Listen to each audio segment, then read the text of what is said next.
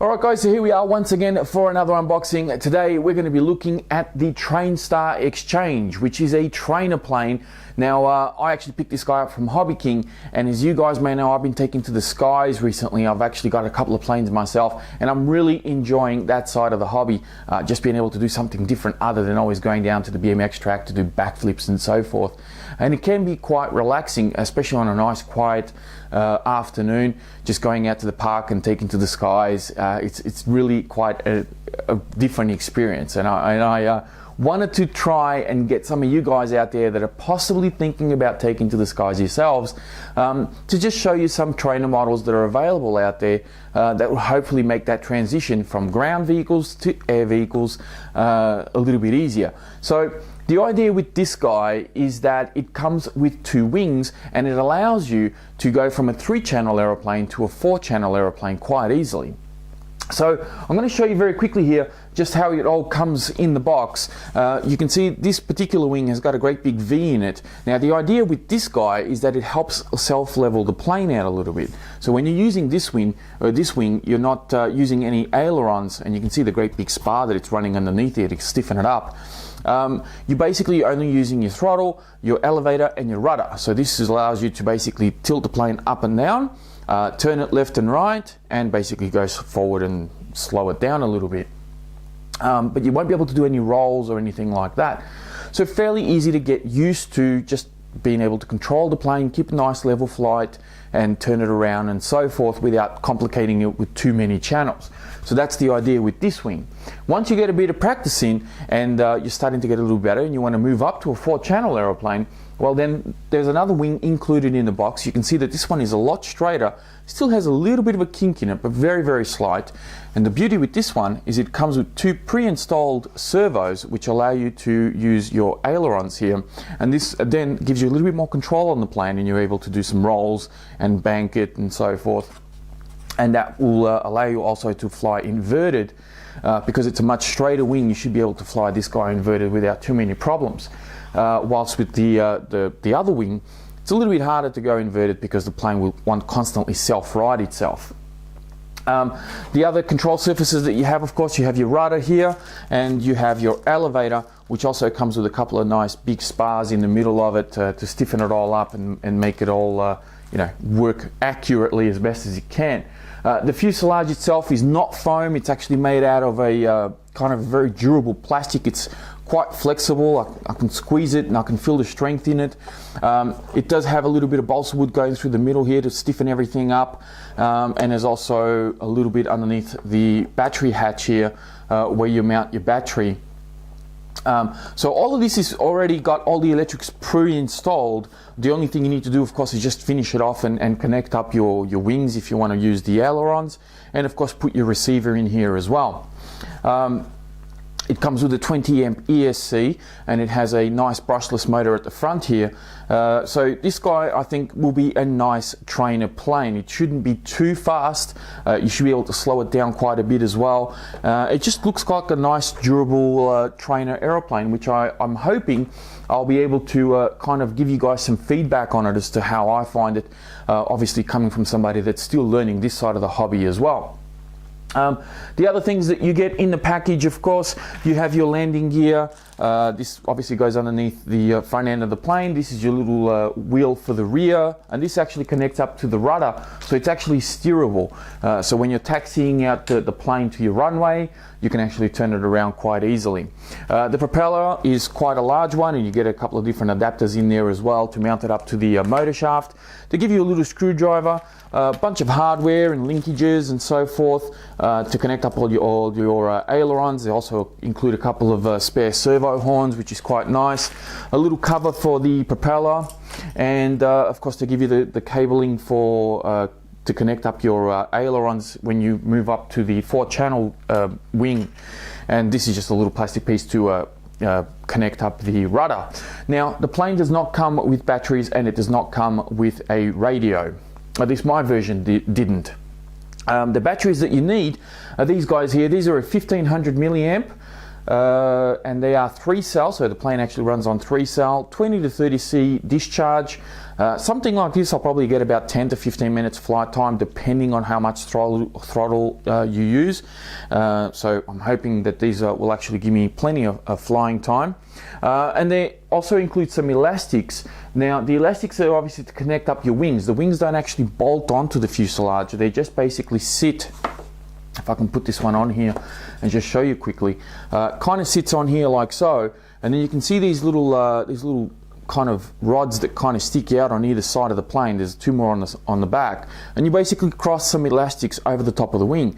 The idea with that is that if you do come down as you're coming into land, or if you're unlucky and you crash and you hit the wing, it'll actually flex off the fuselage and won't cause too much damage. That's the idea behind that, because if you have a wing that's bolted on, as soon as you hit the wing, it's going to tear, it's going to create a lot of force. So hopefully that will be a little bit more forgiving. Now the radio that you see over there, that is my FlySky FSI-10 that I picked up from Asia Tees a little while ago. I had that connected up to my Cessna, but I've since sold the Cessna purely because I've got my J3 Cub, which I kind of enjoy flying a lot more than I did the Cessna. Plus the Cessna's landing gear didn't really suit the terrain that I was flying at. It was very hard to land and have a nice clean landing. So this one here should be able to take off and land from grass a lot easier. When I sold the Cessna, I kept the radio, and I'm going to be putting it into this aeroplane. Now, the other couple other things that you get, of course, you get a manual that comes in the box. Some of the planes that I've bought in the past, well, I've only had about 3 or 4, but the manuals that they come with aren't really all very good. This one, on the other hand, is actually very, very good. It's well written. It gives you all the necessary information that you need to put everything together. I have to say this is one of the best manuals that I've seen on any plane that I've bought so far. It even has a little page at the back here that will help you set up your control surfaces. So when you move the sticks a particular direction on your remote, which surface should move and how it should move, all the information is there to help you get started. So very, very good job there from Hobby King to include a decent manual. The sticker sheet, you can see here you're going to have to put stickers all over the plane. Now, good thing about this sticker sheet is everything is pre-cut, so you don't have to waste any time cutting up your stickers. You basically peel them off, stick them on the plane wherever you like, on how you like, and away you go. Now I'm going to very quickly show you how I'm putting this guy together. I'm not going to waste too much time doing it. I'm just going to show you just little bits, and then we'll finish off this video. And yeah, then I'll be basically waiting for a nice day to go out there and take this guy out for a test flight. But for now, let's put this guy together. Okay guys, now the first thing I'm doing is actually putting the stickers on the plane. I figured it would be a lot easier to put the stickers on in individual parts rather than trying to move the plane around while it's all together and then finish off the stickers then. So this is going to be my first step. I've already started putting some of the stickers on the wings here. So this is the 4-channel wing, which has the ailerons built in. Now something to keep in mind when you're putting the stickers over the ailerons, or any sticker for that matter, that you need to allow the aileron to move freely. So if you put the sticker straight over the top, what tends to happen is the aileron will move up, but you won't be able to push it down. So what I've done here is I've actually followed the sticker into the groove and then brought it back up again. This is a bit tricky to do, but it does end up with a very nice finish. Another option is to put the sticker straight over the top, as I said earlier, but then you're going to need to cut it and then stick it back into the groove, which means you'll have a little bit of a space there with some of the white foam poking through. Another thing to remember is that these stickers that they provide are very, very thin, and I'm going to show you just quickly here whilst I'm finishing off this wing just how thin they are. The stickers actually tend to curl on themselves. Now obviously they keep these things fairly light. These aren't vinyl stickers. They're not going to be they're not the same type of sticker that you find on your land RCs, purely because they're not going to be susceptible to a lot of damage. But you can see here how the sticker just wants to curl on itself. Now when you have some of the larger ones, like some of these ones here for example, you do need to be mindful that it's going to want to curl on itself, and can create a bit of a tricky situation to put it on. So I'm going to put this one here very quickly. Somewhere around here should be okay. Looks about right. Now you'll notice that if it's not in the right position, you can pull it off fairly easily before you actually apply any significant pressure. So you can pull the sticker off, but if it sticks on itself, which happened to me already, let me tell you, it's very tricky to get the sticker from unstick from itself. So there we go, and there we are. Nice and easy, and I've got my sticker on, and I'm going to keep going, and then we'll come back with the next stage.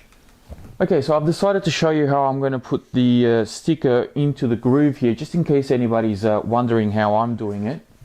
I'm basically using the provided prop. It has a very nice soft edge, curved edge on this side here, which it doesn't hurt the sticker, and it doesn't really cause any damage. Of course, you can use something else that you might have around the house. So I'm going to basically line up my sticker here, and you can see how it's trying to curl on itself. So you do need your fingers to keep it fairly straight. So I'm going to put it here and square it off with the edge of the foam, and then just quickly just push it down.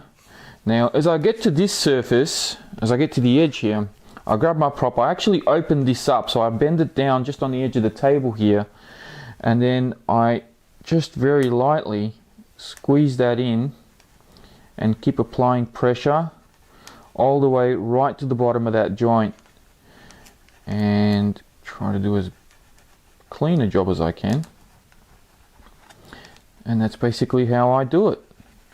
Now I learned to do this like this because when I had my Bixler, I actually reinforced all my control surfaces, all the joints in the control surfaces with tape, which I'm probably going to do with this one as well, because this is just a very thin foam, and if it constantly moves, it may eventually break.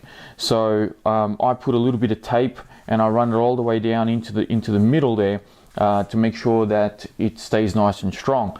And that's basically how I do, just sort of reinforce the control surfaces. So I've done this side already, you can see there, and this is the one that I've just finished off now.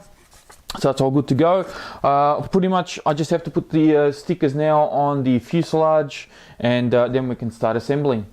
Okay, so just figured I'll stop here while I'm doing this build and just show you the progress that I'm up to so far.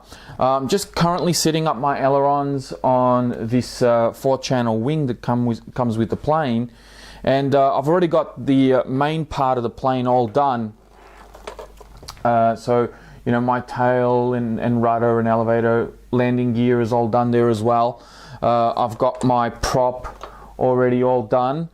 Still got to position my ESC. It's kind of come unstuck, so I need some fresh Velcro tape there to fix that up. And I still have to position my receiver as well. Now I did have to do a couple of changes already. These servo horns that came on this pre-installed on the plane, they weren't quite positioned correctly, so when I first plugged the plane in and connected everything up, these surfaces here were way out. I think the elevator was pointing far too low. This one was pointing off to one side. So a quick fix, take the actual servo horns off, reposition them so that these actually end up straight, and then just screw them straight back in. Problem solved. No problem at all. Nice little touch here with the landing gear. They've actually included a couple of securing screws just so that this guy doesn't fall out. So really nice touch there. I actually like that. So yeah, now we're up to the ailerons, and one of the things that I found is when you're doing this and you first connect all of these surfaces up, they may not always end up flush the way that this one is. Sometimes when you put it on, you'll end up with the aileron kind of facing either one way or the other. It's not quite straight. Now your trims here on the remote aren't really going to do you any good, because unless it's an exact opposite of what's going on at the other side, you're not going to be able to adjust it. You actually have to adjust your trim here. You got to adjust it manually. So in this case, my aileron here is flush. So now what I'm going to do is I'm going to put this little guy here, which I'm hoping you guys can see. And by the way, this little, oh, my radio is starting to freak out. Okay, this little guy here, which is a little bit of sort of nitro tubing. Normally people will say that a nice little tip is to get some of this and then squeeze it over the top of this little clamp to stop it from opening up during flight, because if this opens up and comes off, well, then you lose control over that surface that it's connected to. Well, they've actually included these little nitro bits of tubing. They've actually included this with the plane, which I think is a really neat thing. So anyway, I'm going to quickly connect this up to my servo horn. And of course, you do want to power up your servos before mounting the servo horn, so that way you know that it's centered. So in this case, my servo horn is pretty much centered the way that it is there. I'm going to connect this guy up, and I'm going to plug it into my aileron here, and you can see that it's not sitting flush. All right, it's pointing down. Now, my other one, as I said, if you can see it, my other one is currently already set, it's flush. So my trims here are not going to work, because as soon as I start to trim this one, the other one's going to go off. So you got to do this manually. And of course, I'm only doing this for those of you who have never sort of toyed around with this before. You actually need to undo this bit here, take it off, and this is actually screwed in. So what you do is you just undo it a little bit, which in this case I needed to push out. So I need to extend the length of this arm so that it pushes this out and makes it flush. If it was pointing the other way, I would need to tighten it up and shorten the arm so that then it would bring it up this way. Okay, so I'm just going to undo this a few times. Just play it by ear here. Alright, that'll probably be okay. Plug it back in and just see how that's looking. That's actually pretty good. Look at that. How's that for a first go? There we are. Probably can do maybe half a turn just to make sure that it's all okay, but it's probably not going to be a big deal. There we are. That's probably about as good as I'm going to get it. And there we go. Now my control surfaces are flush. My trims on my remote are down to 0. Everything is set correctly, and of course if I move my ailerons, you can see that they're actually opposites. So as this one goes down, the other one goes up, and vice versa. That's the way, that's how you can tilt your plane. All right. So I'm going to finish this off now and come back with the completed project. Okay guys, so here's the finished product. I have to say that this was actually very easy to put together. Certainly has its little tricks, but by no means was anything here complicated. Probably the hardest thing to put together would have been the stickers, just because they curl up a bit. But that's really, it's not a major problem. Putting the prop on was, a little bit challenging, because you got to hold the shaft, the motor shaft in with a pair of needle nose pliers to tighten it on. So that's a little bit tricky. But other than that, everything else, I mean, as I've shown you before, how to adjust all your surfaces and do everything like that. How to connect up your receiver is going to be in your instructions. There's no point in me showing you how to do that. Now I am going to be flying the plane both with the 3-channel wing as well as with the 4-channel wing, just to get a feel of how different it is from one to the other, how the plane behaves, which way is really best to do some flying with. But everything is working perfectly. You can see I've got my controls working just fine. I've got my rudder over here, and of course my elevator as well. And of course, let's not forget that I also have my throttle. And yeah, this guy, I think, is going to get up and go. I think it's going to have a little bit of power, but it's also going to be fairly docile, I think. Doesn't weigh very much. Quite light. Obviously I've got a battery in there at the moment. It seems to be very, very light. This landing gear seems like it will handle a little bit of a hard landing as well. So if you do come down a bit heavy, I think it's going to flex. It's going to behave with a little bit of suspension, which will be nice. Couple of little tips for you guys as well. if you want to know when to bring your plane in for landing, because unless you have a radio system that's going to have a low voltage alarm on it, make sure you get yourself one of these. I actually picked one of these up from, I've actually got a couple of them now. You get these from Hobby King. They're about $2, roughly $2.50. These are a low voltage alarm, okay? You can use them on cars, boats, or of course planes. Now when I started using these on my planes, I wasn't sure if I could hear them. But let me tell you, the beeps out of this are so loud that even if the plane is a good 50, 60, maybe even 100 meters away, I can still hear this thing. These are excellent. I've got these that go up to 4S. You can get slightly smaller ones for just 3-cell packs, I think, but these are really, really good to have. A couple other little tips as well. I don't know if you guys caught it just as I was adjusting the ailerons. Yeah, you can get these little things from Hobby King as well. They're only a few cents or $1 or something for a pack of 5 or 6. And basically what these are ideal for when you're doing your aileron connections, to clip them in and make sure that those servo wires don't unplug themselves. So these just kind of hold it in place. Really, really cool thing to have, just in case, you know, something goes wrong and you lose control of your airplane mid-flight.